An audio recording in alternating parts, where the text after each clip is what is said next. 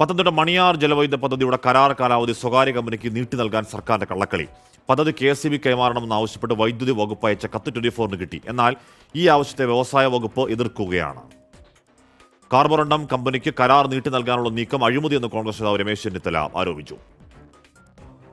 മണിയാറിൽ 12 megawatt വൈദ്യുതി ഉൽപ്പാദിപ്പിക്കാൻ കേരള ഗവൺമെന്റുമായി BOT അടിസ്ഥാനത്തിൽ ഉൽപ്പാദിപ്പിക്കാൻ കേരള ഗവൺമെന്റുമായി കരാർ ഒപ്പിടുകയുണ്ടായി.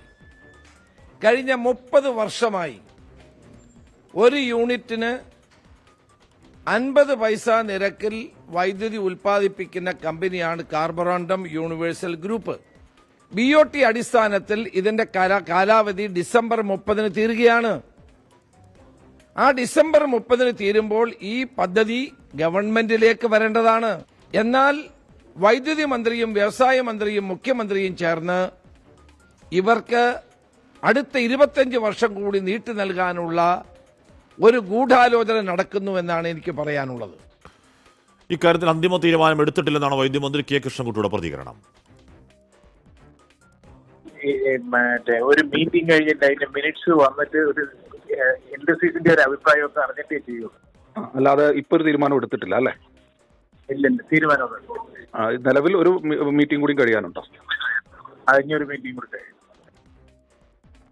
ഉമേഷ് ബാലകൃഷ്ണ, വാർത്തകൾ. ഉമേഷ്, അപ്പോൾ എന്തായാലും അങ്ങനെ ഇല്ല എന്ന് മന്ത്രിയും പറയുന്നില്ല. അപ്പോൾ ആ ദിശയിൽ തന്നെയാണ് ചർച്ചകൾ നടക്കുന്നത്. KSEBയിലേക്ക് വന്നു ചേരേണ്ടതിനെ അങ്ങനെ വേണ്ട, ആ കമ്പനി തന്നെ കരാർ നീട്ടി നൽകാം എന്ന ആലോചന എന്തുകൊണ്ടാണെന്നാണ് സർക്കാർ പറയുന്നത് ഉമേഷ്? അഷ്ണി, അതിനൊരു കൃത്യമായ മറുപടി ഇപ്പോഴും സർക്കാർ പറയുന്നില്ല. വ്യവസായ വകുപ്പാണ് ഈ തീരുമാനത്തെ, അതായത് 2022-ൽ ഇത്തരം ഒരു ആവശ്യം, അതായത് ഈ ഡാം ജലവൈദ്യുത പദ്ധതിയുമായി ബന്ധപ്പെട്ട എല്ലാ നടപടിക്രമങ്ങളും പൂർത്തിയാക്കി 2024 ഡിസംബറോടുകൂടി തന്നെ ഏറ്റെടുത്ത് KSEB കൈമാറണമെന്ന് ആവശ്യപ്പെട്ട് അന്നത്തെ KSEB ചെയർമാൻ B. അശോക് സർക്കാരിന് കത്തയച്ചിരുന്നു.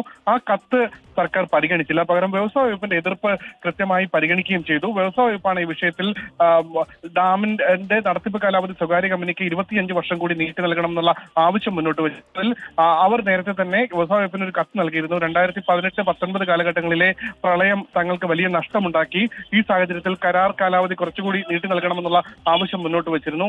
ആ ആവശ്യം കൂടി പരിഗണിച്ച് ആകണം ഇപ്പോൾ ഡാമിന്റെ നടത്തിപ്പ് സ്വകാര്യ കമ്പനിക്ക് തന്നെ നൽകാം എന്നുള്ള തീരുമാനത്തിലേക്ക് എത്തുന്നത് എന്ന് വേണം മനസ്സിലാക്കാൻ. എന്തായാലും അന്തിമ ഉത്തരവ് ഇറങ്ങിയിട്ടില്ല. പക്ഷേ സർക്കാർ തലത്തിൽ ധാരണയായിരിക്കുന്നത് 25 വർഷത്തേക്ക് കൂടി നടത്തിപ്പ് സ്വകാര്യ കമ്പനിക്ക് നീട്ടി നൽകാം എന്നുള്ള ഒരു ധാരണയാണ്. KSEBക്ക് വർഷം 18 കോടിയോളം രൂപ ഒരുപക്ഷെ ഈ പദ്ധതി ഏറ്റെടുത്ത് നടത്തിയിരുന്നെങ്കിൽ ലഭിച്ചേനെ എന്നാണ് പ്രാഥമികമായി വിലയിരുത്തുന്നത്. മറ്റൊരു ചെലവുമില്ല. കാരണം ഈ പദ്ധതി കൈമാറുമ്പോൾ 30 വർഷത്തെ കരാറാണ്.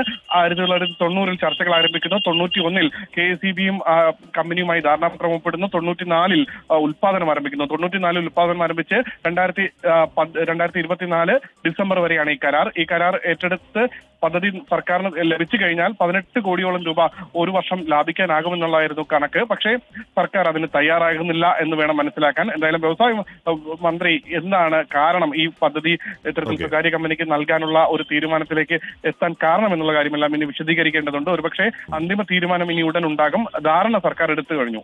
അഷ്മി, പദ്ധതി KSEB കൈമാറണമെന്ന് ആവശ്യപ്പെട്ട് വൈദ്യുതി വകുപ്പ് അയച്ച കത്ത് നേരത്തെ നമ്മൾ പുറത്തുവിട്ടു. ആ ആവശ്യത്തെ വ്യവസായ വകുപ്പ് എതിർക്കുകയാണ്.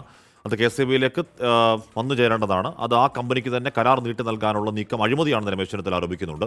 എന്തായാലും അങ്ങനെ ഒരു തീരുമാനത്തിലേക്ക് എത്തുന്നില്ല എന്ന് വൈദ്യമന്ത്രി നിഷേധിക്കുന്നില്ല. പക്ഷേ എന്തുകൊണ്ടാണ് അങ്ങനെ KSEBയിലേക്ക് വന്നു ചേരേണ്ട ഒന്നിനെ വീണ്ടും ആ കമ്പനിക്ക് തന്നെ കരാർ നൽകാനുള്ള ആലോചന എന്നത് പക്ഷേ വ്യക്തമാക്കേണ്ടത് സർക്കാരാണ്. എന്താണ് അഴിമതി എന്ന അഴിമതി ആരോപണം ഉന്നയിക്കുകയാണ് പ്രതിപക്ഷം. രമേശ് ചെന്നിത്തല.